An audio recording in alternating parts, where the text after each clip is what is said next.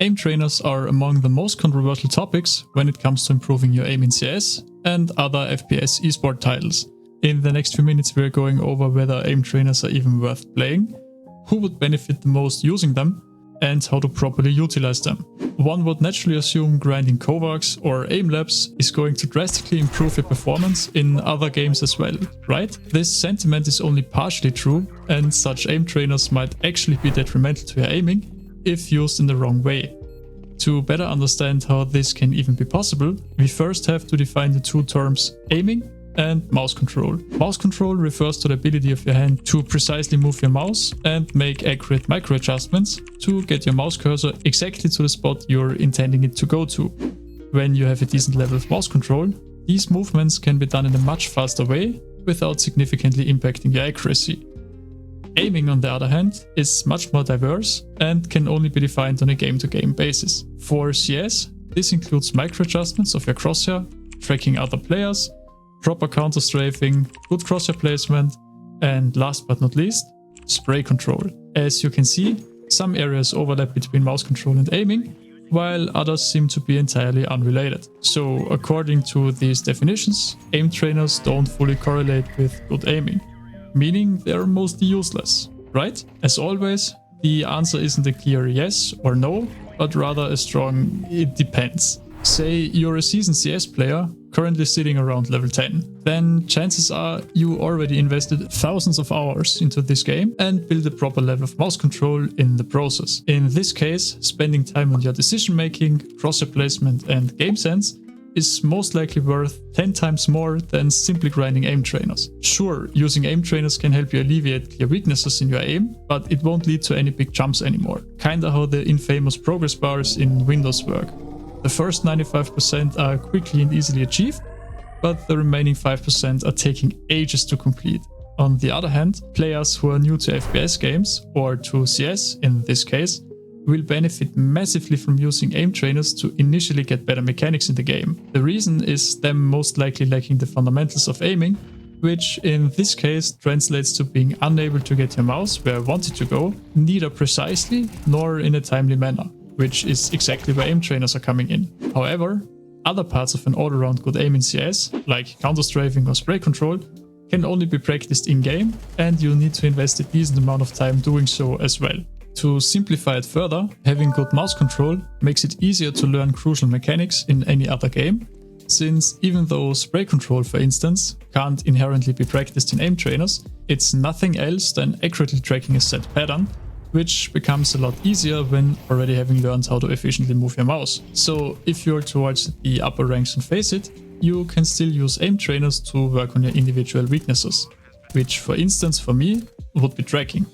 Or on tension control, which just means learning how to always have your hand in a relaxed state when aiming, instead of squeezing it like crazy for fine micro adjustments. On the other hand, newer players can 100% benefit from incorporating aim trainers into their routine, since even your strong points are likely way below the level of a mid to high elo player's weaknesses. This brings me to my last point, namely how to properly utilize aim trainers. And due to my own experiences, I'm solely referring to Kovaaks in this video, but any scenario showcased should also exist in some way in Aimlabs, if you want to try a free trainer first before paying $10. The number one thing most people are doing wrong is to exclusively focus on speed instead of precision. What I mean by that is simply playing scenarios that require little precision and only reward swift flicks from one target to another, which, truth to be told, feels amazing to play, but won't net you any improvements. Such scenarios can be used as benchmarks, but not for general practice, especially not in CS, which is a game of accuracy. First of all, we are going to split aiming into 3 different categories: static clicking, dynamic clicking, and tracking. Static clicking refers to movements where your character is stationary, like after a counter strafe, and you need to move your crosshair to a target that is not moving either. Dynamic clicking is pretty much the same, except the target is moving this time around, like your opponents in most pistol rounds. And tracking is identical to dynamic clicking, except that a target doesn't die after one hit, but your crosshair needs to stick to it over multiple hits, like when you're spraying at an enemy, for instance. With this in mind, I'd recommend you to take a look at the Voltaic aiming community that have a dedicated benchmark sheet consisting of several scenarios per category, which are additionally separated into the difficulties Novice, Intermediate and Advanced, and feature an instruction guide on how to automatically update your high scores and track them using a Google Sheet. Additionally, they also provide a document going over how each scenario is supposed to be played the right way.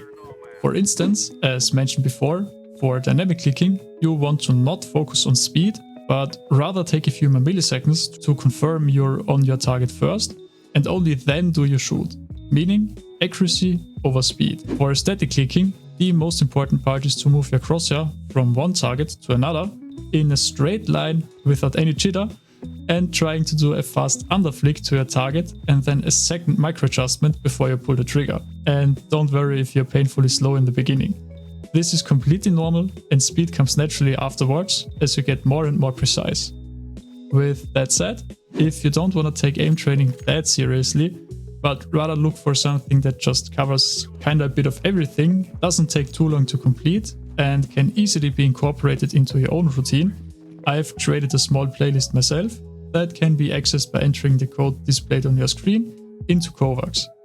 Nevertheless, I'd still highly recommend to at least check out the sheet with the explanations from before to play all of those scenarios properly.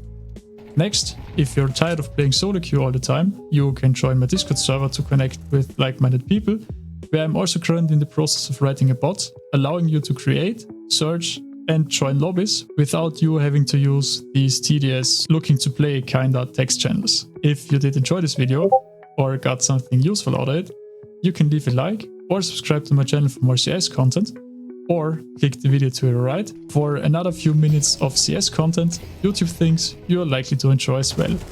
As always, have a great day and I'll see you in the next one. Bye!